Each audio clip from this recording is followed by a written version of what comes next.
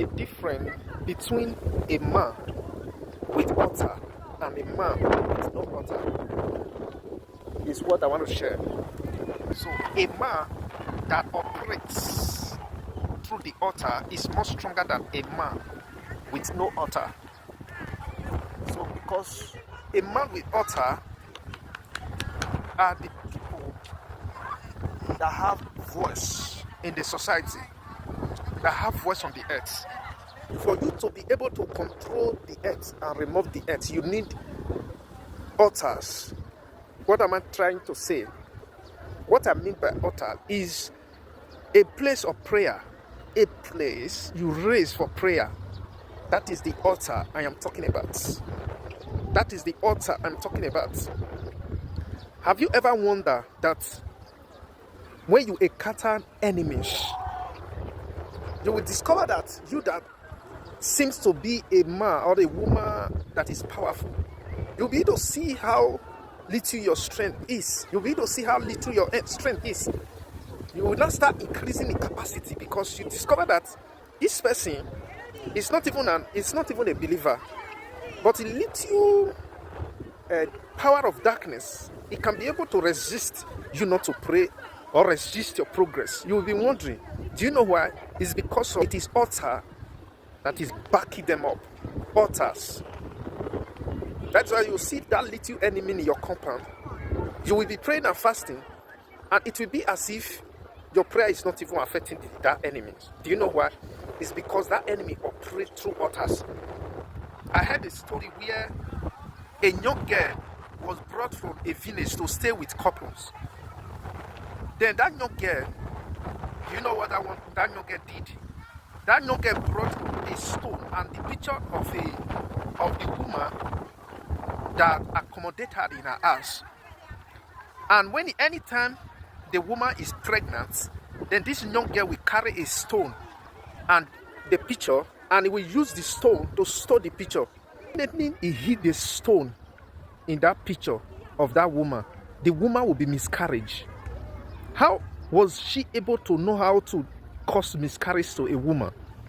This is somebody that just have a witchcraft spirit, and that witchcraft spirit comes from Shuran.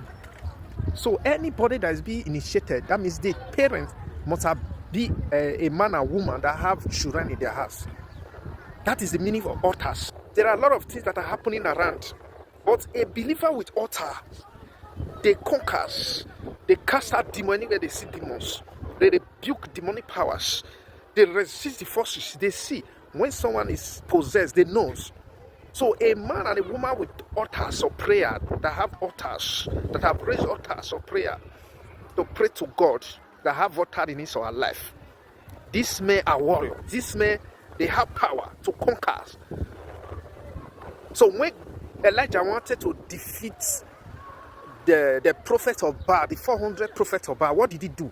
He raised an altars and took the stone, 12 stones, according to the 12 tribes of Israel, and raised the altars.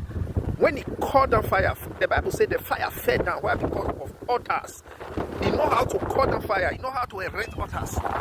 All the children of God, throughout their journey in the stories, in the Bible, all of them were raising altars. That is what gave them stamina and power to be able to conquer the nations. They will say conquer, overtake. Even David, look at their stories. But the people that know God in those days, that did not understand the power of altars, where are they? Why are they not written in the Bible? There was no one that was written in the Bible because they don't have an altars of prayer. They don't know how to raise altar to sacrifice to God. But those that were raising an altar, they were the one that have voice on the earth. They were the one that have voice on the earth. They were the one that God was using. The Bible says Abraham built altars. Abraham raised altar and sacrificed unto the Lord. So these are the people that God was speaking to. The Bible says after Solomon had finished sacrificing to God, then God appeared to Solomon in the dream and said, what do you want me to do for you? So what made God to speak is altar, and altars of sacrifice, altars of prayer, altars of sacrifice, altars of prayer. This is what will give you empowerment. This is what will empower you. This is what will make you to strong. Anywhere you go, you are more than conquerors because you pray, because you have water where you summon situations, where you summon them.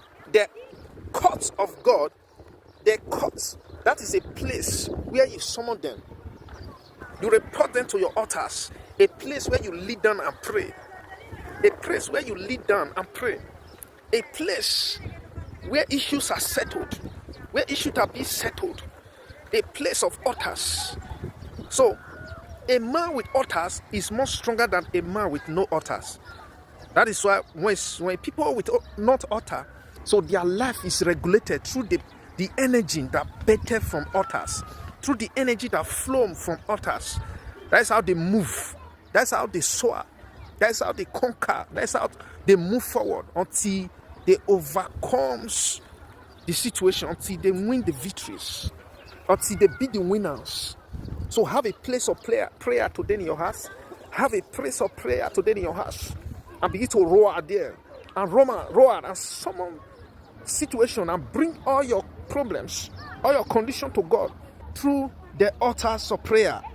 That when you pray, the situation will change. Power will change hand. By the power in the name of Jesus Christ. Begin to pray today. Raise an altar of prayer in your house. And begin to channel all your cases to God. Many people are frustrated today. It's because they don't have a place of prayer. A place of prayer is a place where you bring all your worries to God. You present it to God. You present it to Yahweh. And the situation will go away and the problem will be solved. Changes will come. You will receive the answer. As you do so, may the Lord increase your strength. Increase you mightily in the name of